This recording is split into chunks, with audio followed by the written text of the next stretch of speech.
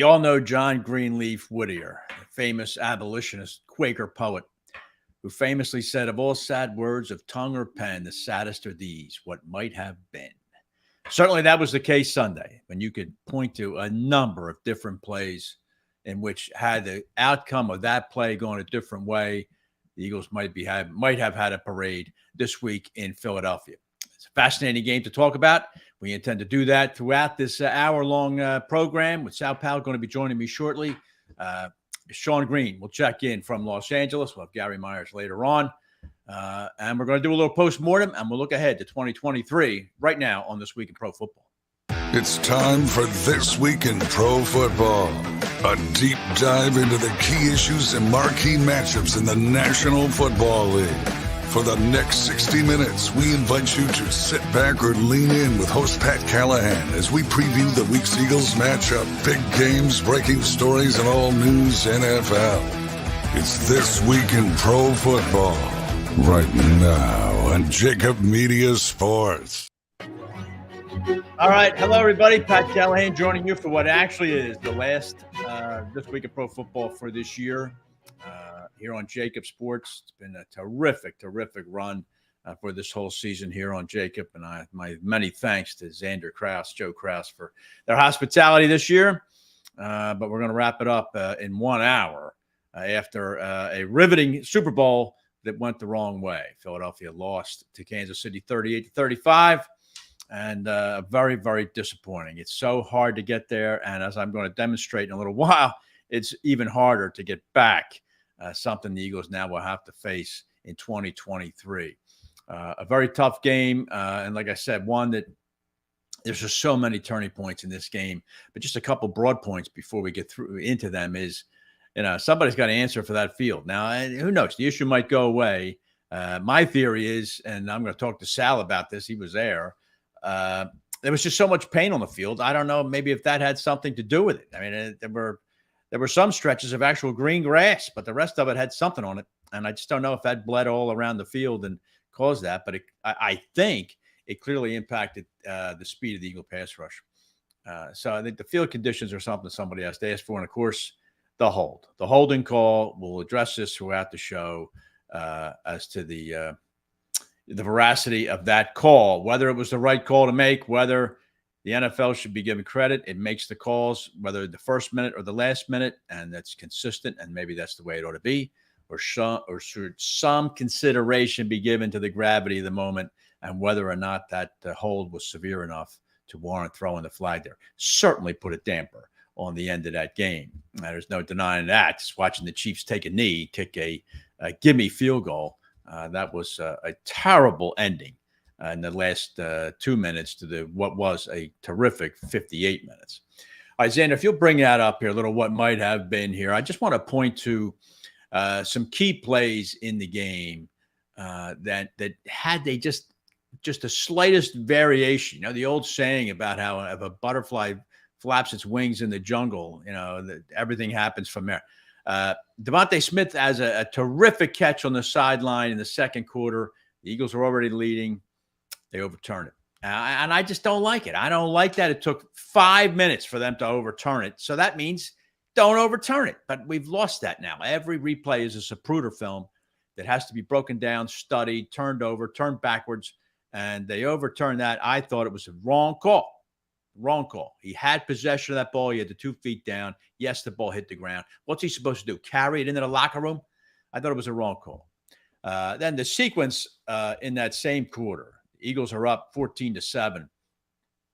Eagles have a second and short near midfield. Kenny Gainwell gets a handoff and slips on that heavily painted area of the turf. Falls down short of the first down. It's now third down, less than a yard to go. The Eagles line up in that famous jumbo formation, but somebody jumps. Left guard jumps, and a third and half a yard becomes 3rd and 6. In the very next play, Jalen Hurts switching hands with the football, drops out of his hand, touchdown Chiefs, and just a complete disaster. A complete disaster, all caused by a slip by Gainwell, and next thing you know, it's 14-14. The Quez Watkins drop, I bring that up because others have said this on Twitter. I said it right away. Jalen Hurts throws a beautiful ball under pressure. If Watkins just keeps running, if he just runs 1-2 more steps, that ball is going to drop into his arms. Instead, he left his feet early, and at that point, you have no balance. It's a miracle if you catch the ball, even if he gets his hands on it. That was a big misconnection there for Philadelphia. The punt decision on 4th and 2 in the fourth quarter, 10 minutes and 33 seconds to go. Now, that's a dicey one. I think clearly most coaches in that league would have punted the ball there. Eagles are only down by 1 point, but the momentum had gone clearly against them. I think in other situations during the season, I think Nick Sirianni goes for it here, but he did not do it here. He punts the ball away, and of course, we all know what happened next. A terrible punt leads to a 65-yard punt return, and one play later, the Chiefs are up by 8. The holding call, well, I didn't like it. I didn't like the call. He did hold him. I don't think there's any doubt. But again, I'm just falling back on the fact that I'm going to talk to Sal about this, not for long because there's so much to talk about in this game, but whether or not that he was going to catch that ball. I just don't know if you need to throw that flag there.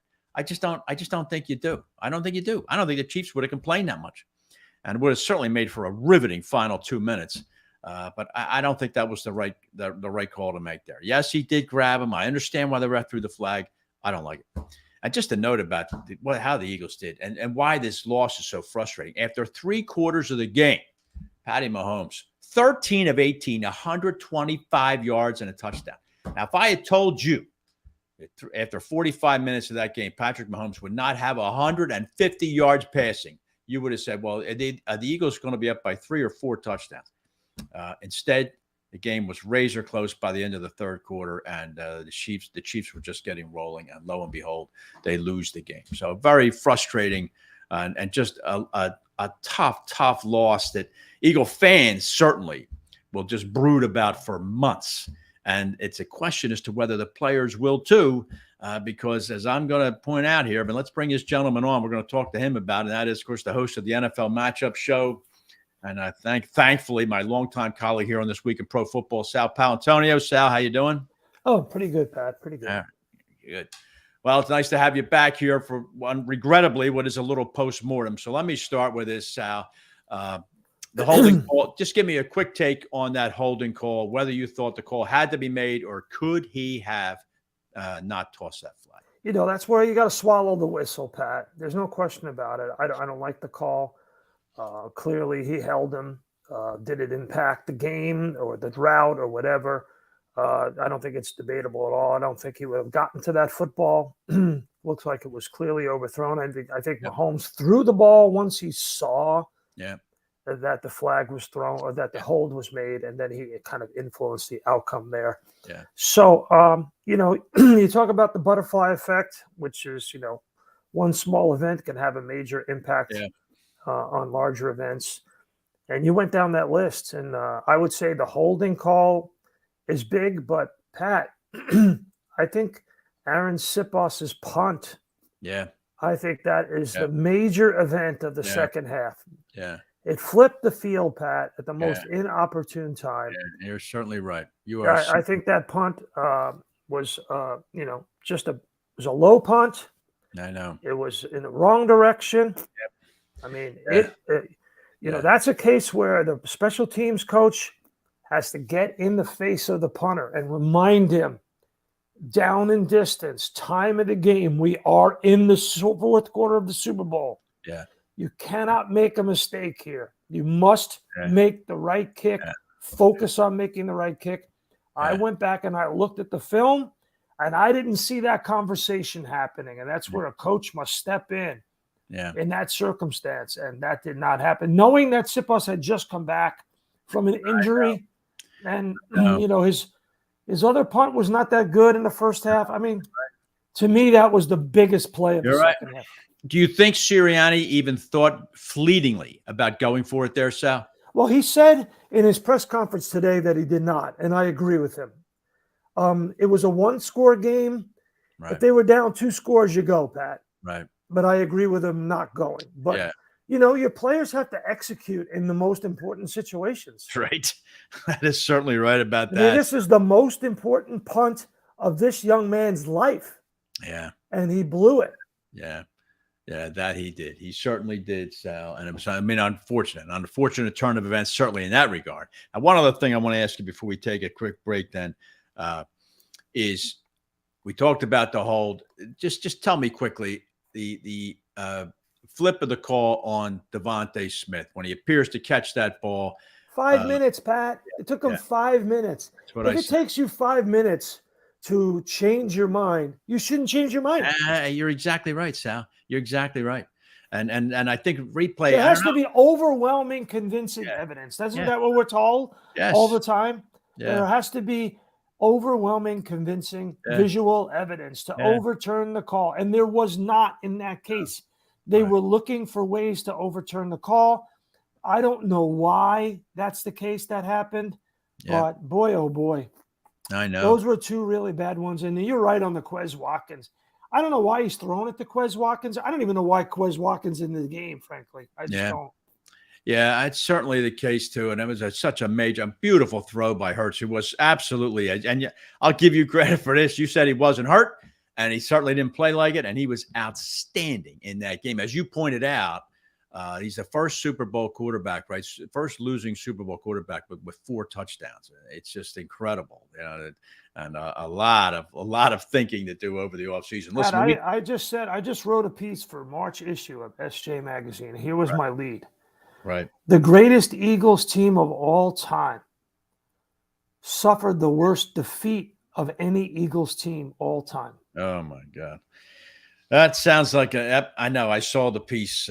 Thank you for sending it to me in advance. It's a sobering piece. You're right. All right, listen, Sal, when we get back, I want to break down maybe a little more talk. You can get your thoughts on the defensive game plan of the Eagles and exactly what you think systemically went wrong in that second half. We'll do that next with Sal Paolantonio here on This Week in Pro Football. First Bank is a true community bank with offices located throughout eastern Pennsylvania and New Jersey. Being a First Bank customer comes with access to personal bankers, ones who know you and your business almost as well as you do. Joe Calabro is a regional president of First Bank and has been a leader and a lender in the southeastern Pennsylvania market for over 30 years. Call their Westchester office, 484-881-3800. First Bank is an equal opportunity lender and member FDIC. Concrete Cutting Systems Incorporated, the concrete cutting specialists in Philadelphia and Pittsburgh. These guys are celebrating their 28th anniversary as the industry leader in the field of concrete cutting and robotic demolition. Any type of concrete cutting or drilling, concrete demolition or interior excavating, call the specialists. Concrete Cutting Systems. They're the only full union concrete cutting company based in Philadelphia. Call the guys today at 215-533-0652. The website is concretecuttingsystems.net. Let's go Eagles. UGI Energy Services knows how dedicated you are to your teams, and that's how they feel about their customers. UGI Energy Services, a natural gas and electric provider servicing Philadelphia and the surrounding areas for decades. They're your local partner for energy planning and budgeting with sound purchasing advice and direct pricing. UGI Energy Services values customers and believes in building honest relationships. Let them help you save money on your energy bill and make enjoying the game that much sweeter. Get started with a free quote today at UGIES.com.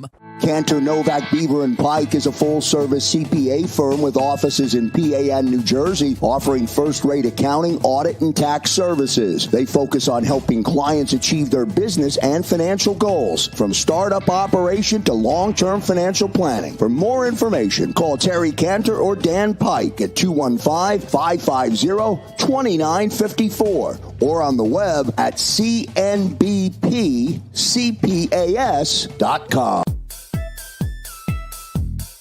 Are you looking for a family-friendly fitness center in the heart of Bucks County? Spring Mill Athletic Club has programs and activities to offer the whole family for every age and season. Group classes, personal training, dance academy, summer camp, and more can be found at this non-intimidating environment. Come tour Spring Mill Athletic Club today and get a free 1-week trial membership. Visit us at springmillathletic.com for more information. I want to be a game changer in construction. I want to be able to provide diversity in the workforce, and it starts at the top. I started Rodriguez Construction Group in 2013 with 2 employees, and we're 85 strong today. M&T has been a great partner since day one, providing us the access, the opportunity, the funding to be able to continue our growth. We can change the community in a positive way, one person at a time, one job at a time, and one family at a time. I think M&T Bank is very committed to the community, just like us.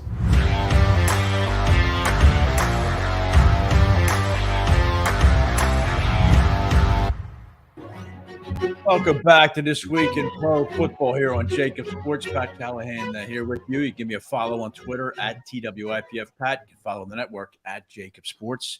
You can follow this gentleman on Instagram, Sal Pao ESPN. Sal, at SJ, that SJ magazine piece, you mentioned in here that only one team prior to Sunday had a double-digit lead in a Super Bowl and lost. Teams were 26-1. So you just give me your thoughts about in that second half. What is it, either systemically or performance-wise, that you think went wrong defensively in that second half? And let's remind everybody, the one team that did lose a double-digit lead at halftime and lost the game was the Falcons to the Patriots in Super Bowl 51. Right. So that was 6 years ago. 28-3 they were up. Yeah. So this is an historic level of collapse. Yeah. That team lost to Tom Brady. This team lost to Patrick Mahomes. So let's do it. One, they never got to Mahomes. Right. They could never figure out the calculus. They could never crack the code. He wasn't sacked. He was hardly touched. The biggest problem that I saw was that Andrew Wiley was absolutely handling Hassan Reddick. Right. This is not Hassan Reddick's fault. Right. Hassan Reddick is a pyrotechnic pass rusher. He's just not that big. He's built on speed and first step, but Wiley did a really good job on him. He's a bigger guy. It's up to Jonathan Gannon to move him around, to get him free. How did Brandon Graham sack Tom Brady in Super Bowl 52? Jim Schwartz moved Graham from left defensive end to left defensive tackle. And Graham took an inside move on the guard, who was left one-on-one with Graham because Fletcher Cox at right defensive tackle was double teamed. Right. Pat, this is not rocket science. It's simple math and matchups. It was up to Gannon to figure out ways to confuse the offensive line. Spagnuolo did a great job. If you remember, when Andy Reid lost the AFC Championship game in Kansas City to the Patriots the first time around, who did he fire? He fired Bob Sutton, his defensive coordinator, and he hired Steve Spagnuolo to bring the heat. Yeah. Guess who was on the other sideline Sunday night? Yep. I know. Sutton was replaced because he was too passive. Yeah. He brought in Spagnuolo, who won the Super Bowl against the Pats when he was DC of the Giants. Right. So, the Eagles apparently are talking or interested in talking to Vance Joseph. Right. Vance Joseph was the defensive coordinator for the last 4 years in Arizona, 2019 to 2022. Vance Joseph led the NFL in blitz percentage for the last 4 years. Led the NFL. Most aggressive blitz percentage, 37% in the last 4 seasons. Right. A complete departure from Jonathan Gannon. So that tells me if they're even remotely interested in bringing Van Joseph in, that inside the Eagles organization, they realize they must make the same move that Andy Reid made when he fired Sutton and hired Spagnuolo. Fair enough. Okay. Now, an overall question then relative to the same thing, Sal, because you're talking about Gannon versus Spagnuolo. There is Sirianni against Reid. You have a neophyte coaching staff in terms of a Super Bowl against a veteran staff, the head coach of which at least has been there 3 out of 4 years. Did the Eagles, did the lack of coaching, big game coaching experience like that, did that manifest at all on Sunday? I didn't see it, Pat. I just talked about 2 coaching areas that I thought were faulty. I didn't think the special teams coach did enough to inure Mr. Sipos with the gravity of the moment, right? Right. Okay. Before you send your troops into battle, before you send your sales force out onto the street, you tell them, this is a big moment. That's right. We got to have this number or else we got to cut job, whatever it is. Right. There's a pivotal moment in your company, in your organization, in your game. You've got to make that clear. So that's one. Right. Two, I thought Sirianni coached as aggressive as could be. I agree with him not going for it on that 4th down and punt thing. All right. And by the way, Shane Steichen did a hell of a job. I mean, his play calling was masterful. Right. Masterful. Yeah, I mean, you can't argue it, Sal. 35 points they put up. And I just have to ask you, because there's so many statistics from this game that just make you shake your head. But the Eagles managed to put up 35 points. They held Patty Mahomes to under 200 yards passing, and they lose. I mean, can you even get your arms around or your head around a circumstance like that where the Eagles appear to contain Mahomes? Now, he was terrific. I don't deny it. But he wasn't pyrotechnic. Well, he was efficient. 15 of 18, as you put that number up there. Yeah. And 15 first downs, Pat, in the second half. 15 first downs in the second half. Yeah. Most teams don't have that in a full game. Right. And he had that in the second half. Second half. So second half, 15 first downs, second half. They couldn't get him off the field. But they couldn't get Brady off the field. Brady had 505 yards of passing in Super Bowl 52. You're right. They needed one stop. How did they get one stop in Super Bowl 52? Yeah. It was the coaching of Jim Schwartz and the execution of Brandon Graham. One creative idea is what you needed, and it didn't happen. Yeah. It's funny. Mike Silsky in the Inquirer quoted Josh Sweat as saying, I can't pinpoint any one little thing. We just made too many mistakes. Now, example, Sal, those 2 embarrassing touchdown passes that Mahomes had in the 4th quarter, where it seemed as though they ran mirror image plays on the left side and on the right side. The Eagles traditionally play man-to-man down there. Did they get out coached there? Did Kansas City? No, I don't think so, Pat. I think it was a schoolyard play. It was their guys beating our guys. That's all it was. That's all it was, Pat. All right. I think it was that. Obviously, Eric Bieniemy and Andy Reid saw Doug Peterson do the same thing. Those little option routes, those little okey-doke routes, on the field, what do they call them? They call them jerk routes. Right. Make the defender look like a jerk. Yeah. Well, all right. All right. So I want you to spend a couple minutes now on this. And that is, I was looking this up too with my fabulous record and fact book that you're kind enough to give me. And of the 56 Super Bowl losers prior to Sunday, only 8 made it back the next year. And I got to tell you, of those 8, 7 of them were prior to 1993. In the last 29 years of Super Bowls, only one team, the Patriots, have made it back the next year. Why is it so hard for a team to make it back? Is it psychological, or is it they're poached like the Eagles have been already this week? What do you attribute the major factors to why it's so hard to get back there? All right. So when you sent me that stat, I went back to my record and fact book, and then I called my boys at ESPN and Stats and Information because, you got to double check. That's right. When you come up with a number like that, the old adage in journalism is if your mother says she loves you, you check it out. Right? So I checked it out. Right. It's definitely accurate, but here's part 2 of it.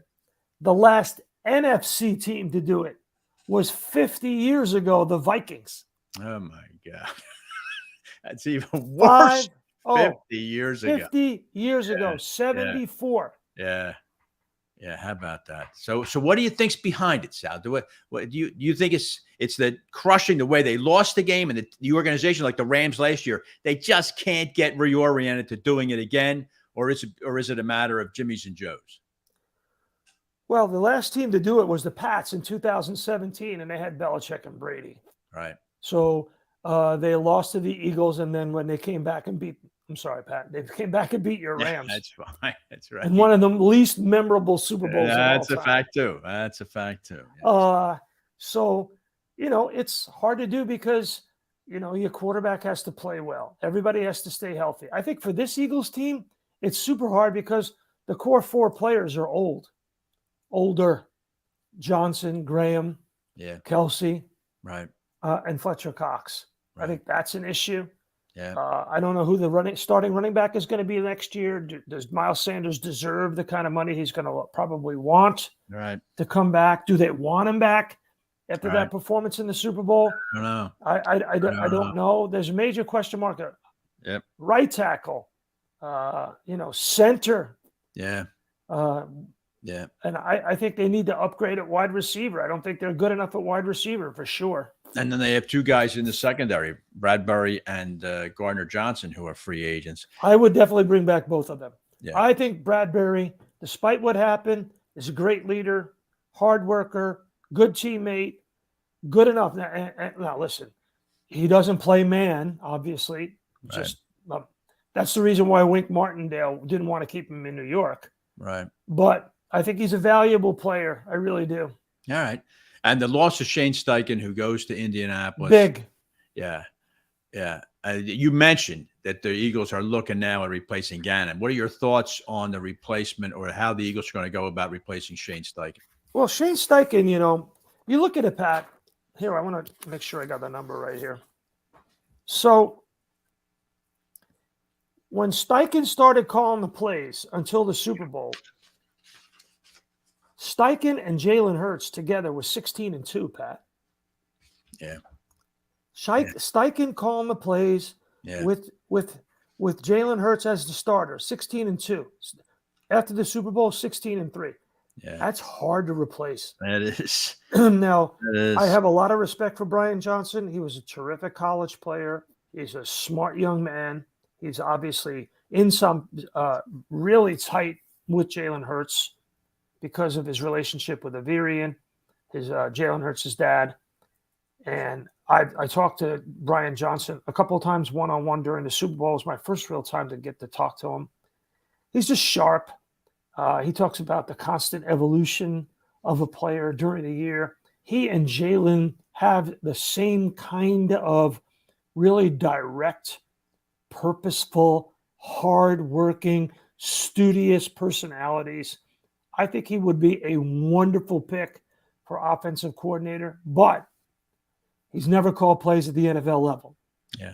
So Sirianni probably will go back to calling plays, or there'll be some kind of, collaboration permutation going on. Right. But Brian Johnson should be the OC, I think.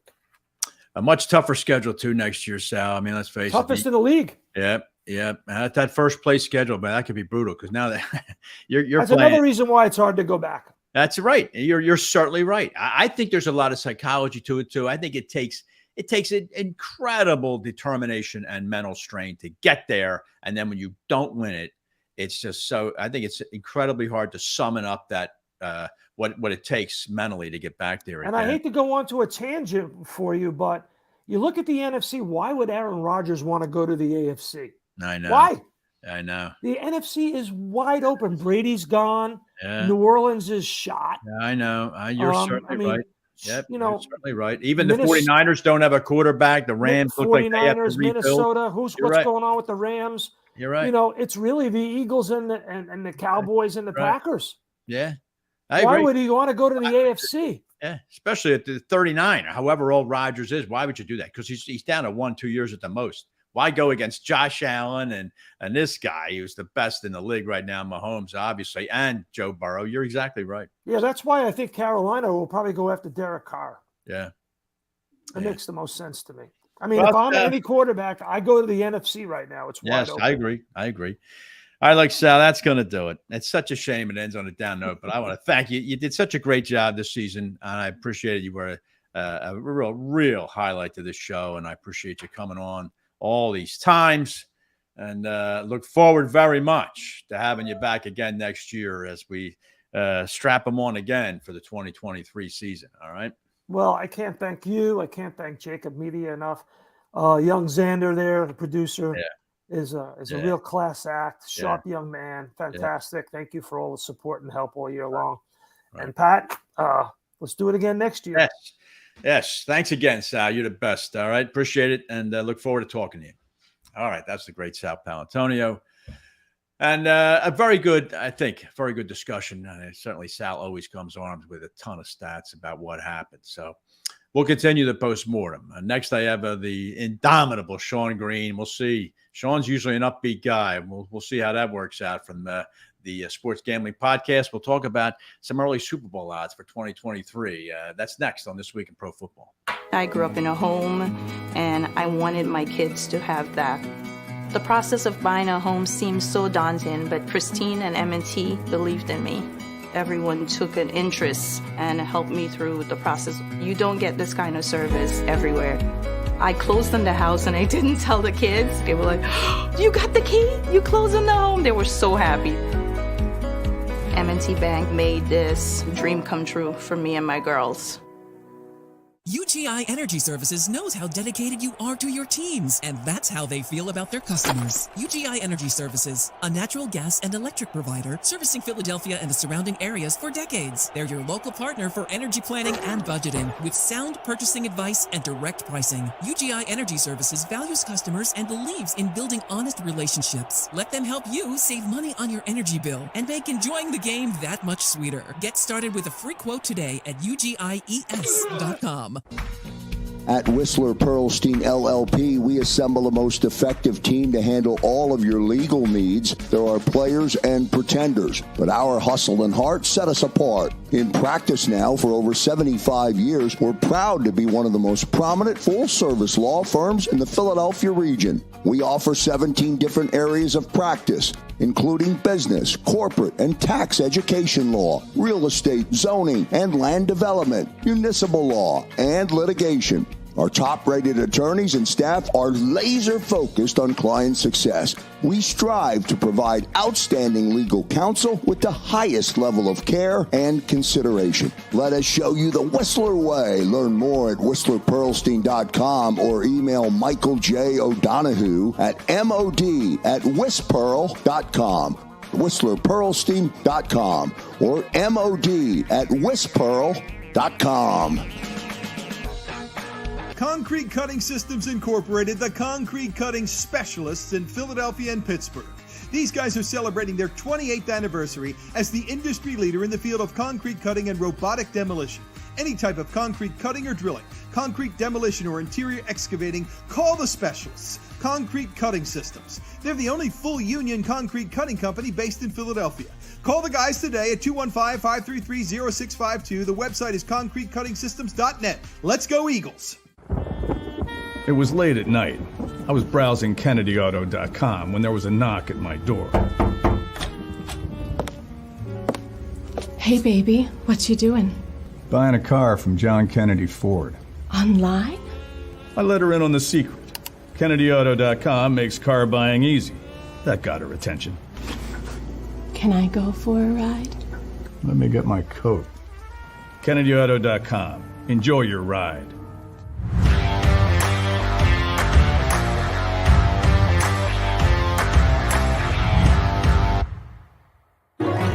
All right, welcome back here this week in Pro Football. Callahan joining you halfway through a post-mortem edition of TWIPF. Don't forget, give me a follow here on Twitter at TWIPFPat and station at JAKIB Sports. And how about this guy? This guy is certainly worth a follow, and that's the host, the owner, the CEO of the Sports Gambling Podcast, and that's the great Sean Green. Sean, how you doing, pal? Obviously I'd be better if the Eagles would have won the Super Bowl, but other than that, hit a couple of those props. Hit the I forget if we mentioned it on this show, but we gave out the octopus, which was one player to score a touchdown and the 2-point conversion being the same guy. Jalen Hurts hit that, so that was 14-1. That was a bright spot, but yeah, I mean, brutal game if you're an Eagles fan or an Eagles backer, and certainly a tough loss. Were you actually on Dr. Phil? Was that you I saw going on that show? Yes. So I will, if they don't they keep moving around the air date, but it's supposed to air tomorrow. They had me on talking about sports gambling, and I was giving like the positive side of sports gambling. There's obviously a negative side that some other guys were on, but I don't know. We'll see how it comes out. I've no doubt you held your own. And speaking of that, I mean, the number I saw, Sean, 16 billion bet on the Super Bowl. How did Vegas do? Like, how did it break out in your opinion? Did the house win like they usually always do, or did it go the other way? Yeah, no, the house definitely won. I mean, a lot of people were on the Eagles, and again, in the Super Bowl, there's just going to be so much action and so many parlays that they'd really have to screw up to come out behind on the Super Bowl. I mean, I saw the revenue for Pennsylvania sports books was insane. Probably just everyone betting on the Eagles. You got that. But yeah, Vegas, I think had a really good year. Yeah. Well, let's talk about the game just for a minute. Just as a purist to the game, because I know you are. The ending obviously was atrocious. Did you have any thoughts on that holding call other than it's a call that didn't need to be made? Yeah, I mean, I think the refs kind of robbed people who watched that awesome game to see how it plays out. Now, that was like the first defensive holding play called the entire game. And again, I've seen the screenshots and the photos. Thanks, Chiefs fans and everyone going, see, it was a hold. Guys, that's not the issue of whether or not there was a slight tug on the jersey. It's whether or not you throw that flag in that spot in the game. I mean, right.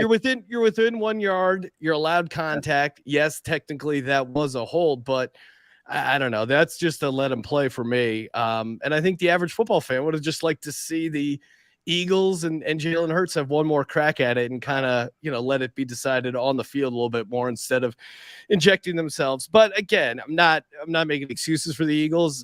They couldn't get them and Jonathan Gannon couldn't get a stop to save their life. No, you're right. They just couldn't in the second half. It was really frustrating. But you're right too, that the nation was denied a riveting end to that game. It could have been like a historic all-time Super Bowl end. Instead, it's just kind of this, we're going to kneel it out and kick the field goal. It was kind of terrible. It was terrible. As a regular football fan, no one wants that called. And Hurts, I mean, he just played extremely well. This guy is going to get paid. I mean, he's going to get some serious coin. The Eagles are going to have to. Yeah, it's funny. I talked with Sal Paolantonio at some length, Sean, in the prior segment about why it's so hard for teams to get back to a Super Bowl. And I think there's a myriad of reasons, but I think one is that their salary cap totally changes. Their salary position changes. They have great enough players to get to a Super Bowl, and some of them are going to have to get paid. That means they got less great players, right?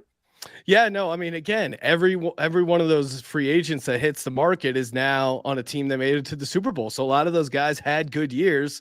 Thus, that's why they got to the Super Bowl. So thankfully, we have Cap Wizard himself, Howie Roseman, and Howie did finagle 2 first-round picks in this draft. So again, that's always a great way to save cap space, is bringing in guys that can contribute on the rookie, on their rookie contract. So that's the 2 first-round picks certainly helps. That's going to be interesting to see how he does that too, because let's face it, the Eagles, they have more than a 1-year window, as you're pointing out. They have a lot of draft picks. Their team is relatively young, but they really got 1 year before Jalen Hurts is going to destroy their salary cap.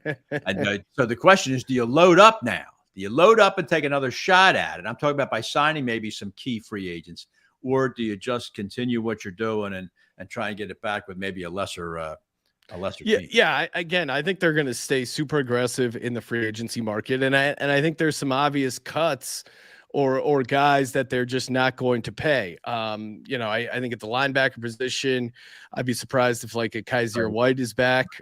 James Bradbury, I think, could be a cap casualty. He signed a 1-year prove-it deal, and unfortunately for the Eagles, he played pretty well. So I think his market's going to be pretty strong. And then Miles Sanders, I think, could be gone as well. I would be surprised if he's back, because the Eagles aren't one to spend much money at the running back position. They'll just draft a running back in the 2nd or 3rd round. Maybe take a crack at Bijan Phillips there if he's in the end of the 1st. Who knows? But yeah, I think those are 3 guys right off the top of my head that I don't think they're going to pay. It's odd for Sanders because he had a comeback year. Yeah. He did very well, 11 touchdowns. He was notable, got the ball a lot, and then a lot of the air went out of the tires in the Super Bowl. The other name I wanted you to comment on was Quez Watkins. Now, yeah, you could point, Sean, to major plays in the Eagles season. Their first loss of the season when he fumbled that long bomb. Yeah. And then all he needs to do is keep running, and he catches that ball Sunday. I think Quez Watkins is the next Eagle. What do you think? Yeah, we'll see. Again, he's on that rookie deal, so he's not costing them much. I do think they're going to bring in competition at the very least for that third receiver spot. I'd be surprised if they just outright cut him, because his, where he was drafted and how much they're paying him, he's pretty cheap, even if he ends up being the fourth or fifth option. But I would be surprised if he's going to end up being their third receiver coming into the season. Yeah, you're right. He might still be there, but he may not be WR3. So I think he's a guy they'll probably keep on the roster because they love his speed, and certainly that was the appeal. It's just you gotta catch the ball and you can't fumble. You were at the game, Sean. Was it predominantly Eagle fans? Were the Eagle fans in the majority there? It sounded like. Oh yeah. I think you can hear on the game audio that it was pretty favorable Eagles fan base, and Eagles traveled pretty well. I'd say at least 65, maybe 65% Eagles fans. The Eagles always do travel well. And I also wanted to get your comment on the field conditions itself, as you were there. My theory was there was just way too much pain on the field. What do you attribute it? I know that they've had trouble in that stadium now. The Chiefs talked about it because they opened the season there, and they said the field wasn't any good. How can the NFL in its premier game, the game, not roll out a championship level field there? Did we lose Sean Z? It looks like we might have lost Sean there for a second. So we'll have to see if we have a few minutes, see if you can bring him back. Sean, that's a diehard Eagles fan. And I imagine walking out of that stadium was a little rough. All those Eagle fans. I guess Chief fans had to be careful. Nice Midwestern people going up against a bunch of sorely disappointed Eagle fans. So while we wait and see if Sean comes back, Xander, why don't you bring up that other the other screen there we had about what lies ahead for the Eagles? We could talk about that for just a minute. What does lie ahead for Philadelphia? We had talked about the fact that of 56 Super Bowl losers, only 8 made it back. But the other thing is, what do the Eagles do next? Well, they got to pay number one. And he has a year to go on his deal. Hurts. So the Eagles are going to get crushed by that cap hit next year. They can extend him and just pay him a signing bonus, which would count in some fashion. If it's a 5-year deal, 20% of it would count against next year's cap. So they can pay him a big signing bonus, and then everything would go a year later. And the Eagles are going to have to face that. They're going to have to face that, what to do with that. All right, I see Sean is back. Let's bring him back on again, Xander. All right, Sean, thanks, pal. Yeah, no, sorry. The hotel Wi-Fi expired right. You sign up for it every day, and it expired right during the middle of the show. So my bad on that. But yeah, I mean, getting back to it, the field, and again, I don't want to come off as a 40-whiner, and complaining, but it really impacted the Eagles pass rush. Like, guys like Hassan Reddick, Brandon Graham, Josh Sweat, they just couldn't get any leverage, any plan no traction on that at all. You're certainly right. And it was notable that they were slipping and falling, and like you say, particularly the edge rushers. Even though Mahomes, he gets the ball out 2.5 seconds. I mean, that guy is just a special quarterback. And even though Hurts outplayed him, I know. Yeah, if you would have said Jalen Hurts throws for 300 yards, 4 touchdowns, and Mahomes is held to 180 yards, you go, how much do the Eagles win by? Exactly what I said to Sal. Exactly. That you do that and you still manage to lose. It's almost incalculable how they lost that game. Well, and to me, it reminded me of Super Bowl 52, where like either defense couldn't really slow down the other team. The difference was the Eagles, Brandon Graham got that strip sack of Tom Brady and, just got one stop. And the defense needed that one stop, that one big stop. And they just didn't get it. Yep. It looked like they did have it at the end of the game, but the flag came down, and that was just I agree. I agree with you. I said it earlier in the show. I just think it was a wrong call. But all right, has anything caught your eye, Sean, relative to the early 2023 Super Bowl odds? Does a team jump out at you? Where do they have Philadelphia right now? And does someone else interest you? Yeah, I mean the Eagles, I think I saw are 9-1. this far out, I think you got to look at the teams. I think honestly, the teams that are like 25 and 30 up, those are certainly interesting teams to take a look at. I mean, again, the Jacksonville Jaguars, they got that playoff win. And, you know, you have Doug Peterson. They're kind of interesting. I'm seeing them at like 28-1. That's probably a fun long shot. Maybe even the Denver Broncos, if Sean Payton can get something, if he can fix Russell Wilson somehow, they certainly still have a lot of talent on their team. Yeah, it's true. You're right. There are some attractive numbers there in those numbers, 25, 30-1, because you never know. I was talking earlier in the show with Sal, how hard it is to get back. And it is very, very hard to get back. Even, you know, what looks to be, Sean, a weakened NFC. I think the Eagles' competition next year, I just can't believe in the Dallas Cowboys. I'm sorry. I am not drinking that Kool-Aid. No. The Giants, I don't think they have enough. I think Philly, it's going to be Philly. It's going to be the same usual suspects. It's going to be Philly, San Francisco again. And yeah, it'll be interesting to see what San Francisco ends up doing at quarterback. I mean, will Brock Purdy be ready? Yeah. What are they going to do with Trey Lance? A lot of issues there. And yeah, I don't know. Maybe the Rams figure something out. I think there's a chance Matt Stafford retires, Pat. I don't know. What do you think? Now, apparently he told his wife to knock it off that he's coming back.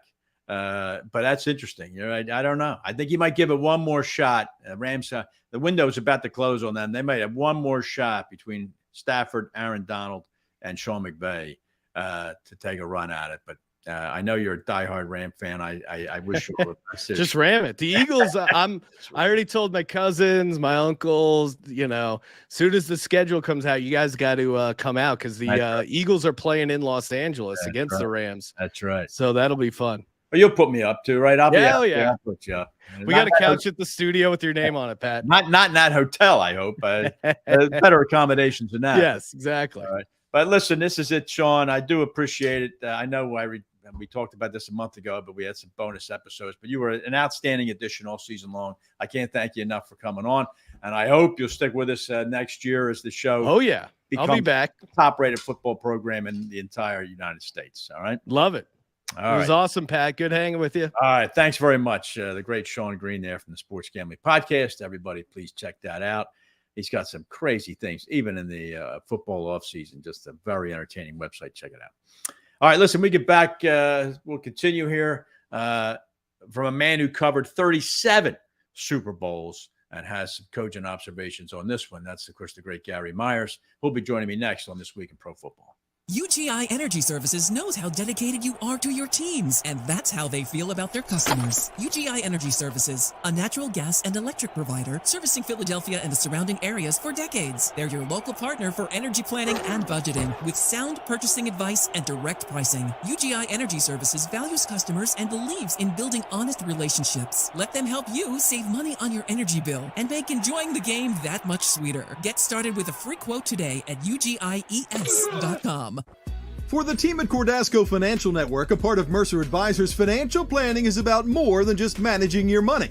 They guide you in making retirement, tax, insurance, and estate planning decisions by creating a plan based entirely on your individual needs. Plus, Cordasco Financial Network professionals work one-on-one with business owners in creating and managing company 401k plans, IRAs, and defined benefit plans. They can help you maximize plan efficiency, ensure full regulatory compliance, and optimize tax obligations.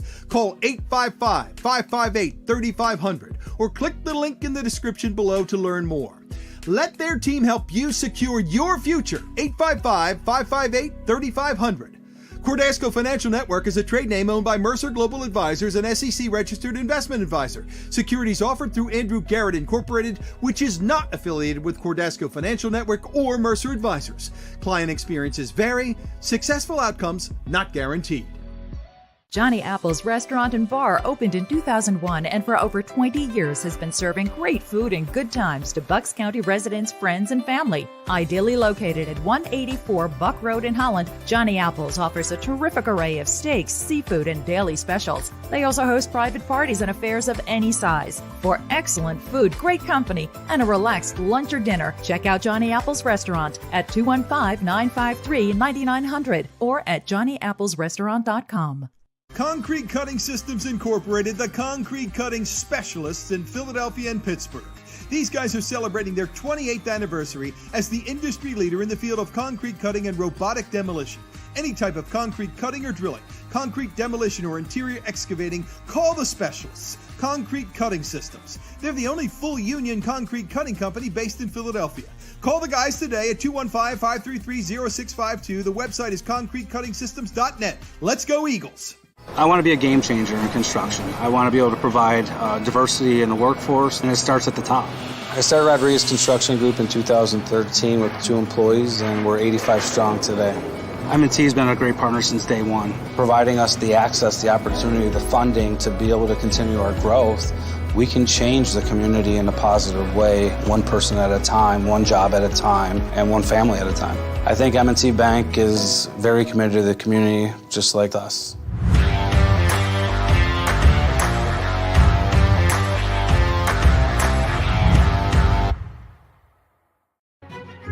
Welcome back to This Week in Pro Football here as we get ready to wrap it up here on JAKIB Sports. Pat Callahan joining you. And a little bit of a bittersweet week. Obviously, there was such pent-up emotion, everybody's it's just pumped up about the Eagles winning that Super Bowl and all these statistics. God, the more I look at it, I'm looking here at Jeff McClain's piece in the Philadelphia Inquirer. I mean, just so many individual things like I was talking about earlier. The Eagles have a 3rd and 5 on the play that Hurts fumbled the ball. They called a draw. I mean, at that point, Hurts was 11 of 13. Dallas Goedert was getting open. Maybe do you call quarterback draw there? And I look, it's worked all season long. It's worse things than having the ball in the hands of Jalen Hurts, but just so many things went awry in that game, and the Eagles still lost by 3 points on a very, very unfortunate flag being thrown. Just goes to show you, I think the Eagles, it's very hard, and that's why, my opinion is that's why it's so hard to get back, because I think psychologically the Eagles, I think it just takes months to regroup and to rededicate yourself to that kind of the effort that's needed to go 17 weeks and then at least 2 more games and just to get back. Very, very difficult to do. And I think it kind of wipes you out a little bit psychologically. So what is next for the Philadelphia Eagles? We've been talking about it, talking about the free agents that they're going to have to sign. Xander, do you have that schedule? The Eagles 2023 schedule, I think, is worth looking at too, because the Eagles have a bunch of free agents to sign. We talked about that with Sal. Take a look at this 2023 schedule. As Sal mentioned, the toughest schedule in the league. And there are plenty of tough teams on it, gang. The Eagles play 11 of 17 games against playoff teams. I think Washington's going to be improved, especially if they are able to find the Derek Carr type, somebody like that. They got the Cowboys, of course, twice, and a very improved Giants team twice. The Eagles play the NFC West. I think they'll have tough games against the 49ers. Certainly, that's going to become a real rivalry after the 49ers' incessant whining after that loss to Philadelphia in the NFC title game. So I think that'll be fun. But they got the Rams there too, a pretty good Seattle team, and then the Eagles play the AFC East, which is New England. Then they got Buffalo. The Jets, who are going to be improved, certainly. Very tough schedule. And then the finishing first means in your other 3 games, you then have to play a division winner in the other 2 NFC divisions, which in the Eagles' case is going to be Minnesota.